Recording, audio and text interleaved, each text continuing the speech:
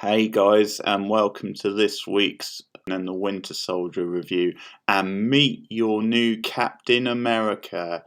Wrong show. No, it's not Riley Finn, but it might as well bloody be because it's Mr. Blandy McBlanderson, John Walker. Even the name's boring. And this guy is really boring. So that was the big sort of cliffhanger at the end of the first episode, where on TV Sam saw the new Captain America, who's all flash and charisma. Supposedly, we find out he's this much loved sort of military guy who has a solid sort of background. He's an ex-jock, so they're sort of going for that cliche. And he does feel like another version of Riley Finn. Now, the thing with Riley Finn was that he was kind of this good old-fashioned country farm boy for a reason. There was actually a twist in that debut season for him on Buffy, a show I absolutely love, of course. No need to say that. But with this, it doesn't seem to be doing any of this. Now, obviously, he's introduced and he has this big sort of introduction in like the football stadium at the high school he once went to, and he's doing the whole gee shucks, I've got big shoes to fill.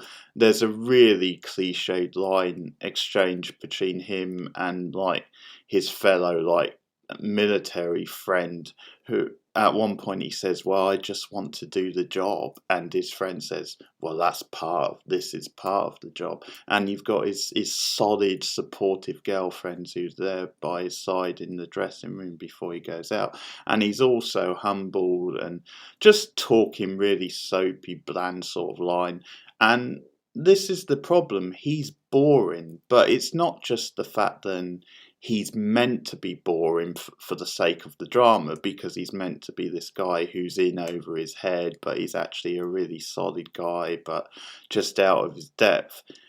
The problem is, as a character, he's just completely boring, and there's nothing interesting about him. His lines are boring, the actor doesn't really have any sort of charisma or anything about him, and they're doing this thing, obviously, where the idea is that he's meant to be overshadowing, the stars of the show almost, at least in this episode. And that's kind of the theme they're playing with, almost this kind of idea of like a potential black superhero being overshadowed. And I get that, but they just overdo it in this episode where he keeps popping up here, there, and everywhere. And, at one point he helps Bucky out because Bucky is like arrested at one point because he missed like a generic sort of action scene. At some point there's a scene in the car park where he's talking to them saying, I could really help you. We need to work together on the credentials.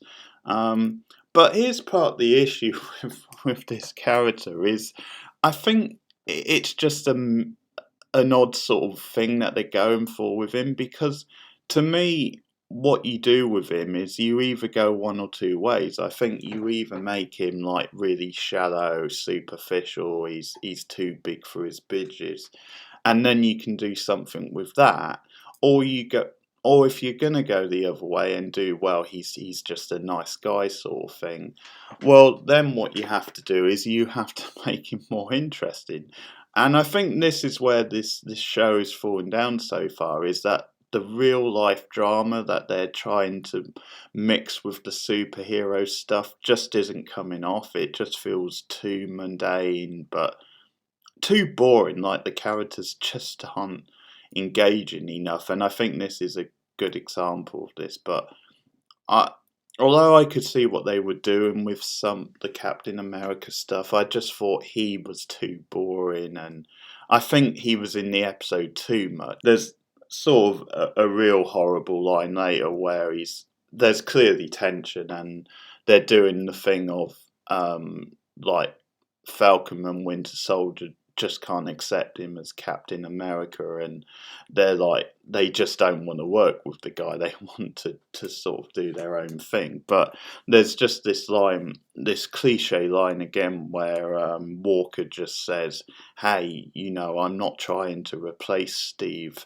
I'm just trying to be the best I can." And you think, come on, you can come up with better than that. But speaking of Falcon and the Winter Soldier, the highlight of the episode is definitely them and their buddy cop strip, because they are really entertaining together. They have great chemistry and they just bounce off each other really well. And that's the highlight of the show so far. There's the great gag about, when they're talking about the potential threat, because he introduces basically Falcon or Winter Soldier, sorry, to the case and what's going on in Germany with these terrorists. And the joke of the episode is to be an alien, an android, or wizard.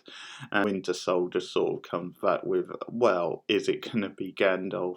And that becomes a nice recurring thing, because that joke, they come back to that joke later in the episode with Captain America. Action scene, and we find a little more out about these terrorists. We find out that they're politically motivated. As I said, the big action scene in the middle was a little bit generic, but I did like one twist, and that was with the girl who's like sort of leading the group. The fact that because they do this thing where they're basically stealing Vaselines, and you're finding out vaccinations, Vaselines.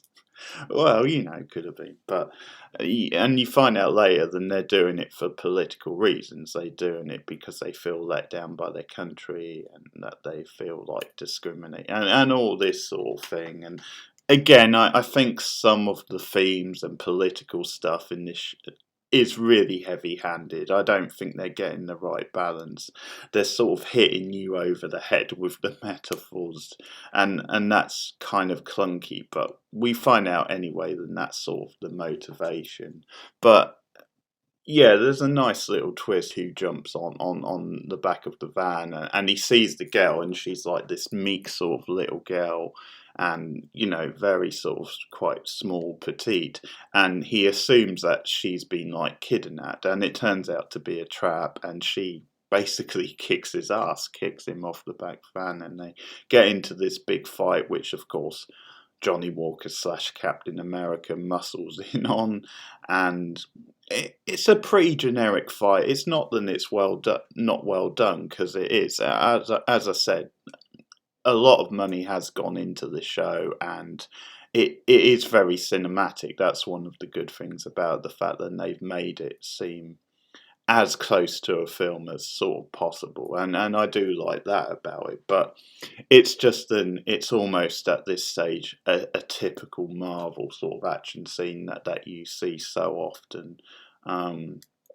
But yeah, I did at least like that with the leader of the terrorist group. The fact that they set you up to think she was something, and she turned out to be something else. And the politics of it and the way it's handled, I'm not so keen on. But that was at least a nice sort of subversive sort of moment. But again, the best stuff is like the stuff with them and the buddy cop stuff, and them bouncing off each other. A lot of the drama falls flat, but you get another great scene with them towards the end, where they just basically agree to work together for the sake of the mission, which is again a bit of a cliche, but it's just to get them moving forward plot wise, obviously.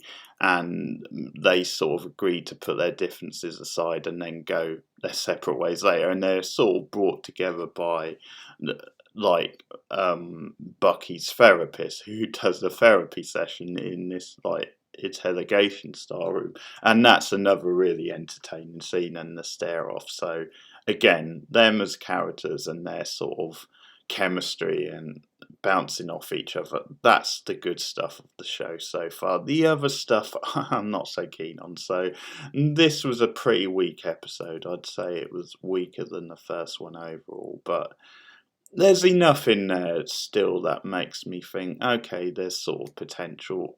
I'm just a bit concerned it might end up being a bit too typical of a Marvel film. Whereas I think what was good about WandaVision was hey, it felt unique to the stuff that they'd been doing in the film. But that's my thoughts on episode 2 of The Falcon and Winter Soldier.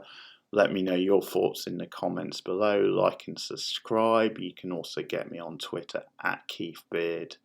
And I'll see you next week for my next review of The Falcon and Winter Soldier. Thanks, guys. See you later.